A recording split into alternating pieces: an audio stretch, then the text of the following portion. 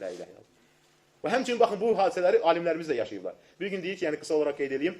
Bir gün deyir ki, bir nəfər tələbə idim deyir başqa bir ölkədən. Getdim Şeyx İbn Bazın yanına ki, səni evimə qonaq çağırıram. Dedi ki, yaxşı gələcəm, amma bir şərtlə. Deyir, açacaq deyir soyuducunu, nə var ondan yeyəcək? Mənim üçün ayrı heç də bişirməyəcəksən. Dedim, yaxşı. Dedi, gəl işə namazından sonra məscidə, dərsləri var. İşə namazından sonra getdim. Dedi, min maşına. Bir dənə şoförü var, bir dənə özü var. Mindiyi maşına dedi ki, 15 dəqiqəlik kral çağırıb, kralın yanına girək, sonra gedərik. Mən də deyib, belə deyib, video başıma baxdım, deyib, kralların yanına girəsi həyin başında yoxdur. Getdik, böyük bir dənə məclis deyir, o Məlik Fəhdin vaxtında, əvvəl kralın. Oturublardı, dedilər ki, nəsiyyət elə. Allahdan danışdı, filan. Sonra dedilər ki, şeyx, indi hamısı yığışmışıq, onlar da belə adətdə yığışırlar. Yeməyə gəlir, yox, yeməyə qala bilməyəcəm, mən söz vermişəm. Dedim ki, hələ yeməyə qalsaydıq elə ondan yaxşı olar. Yəni öz-özünə danışırlar, öz-özünə deyirəm ki, elə bu yemək məndən, harada da yemək. Dedi, yox, mən bir nəfərə söz vermişəm. Dedi, söz vermişsənsə, şeyxi çıxdı, deyib, maşından deyib, dedi, otur.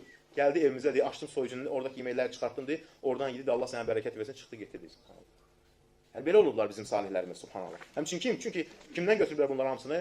Belə xəlifələrdir. Həmçin, baxın, yəni, çoxdur məscid-i haramı genişləndirməsi, vaxtında quyuların qazılması, yəni, fətihlər.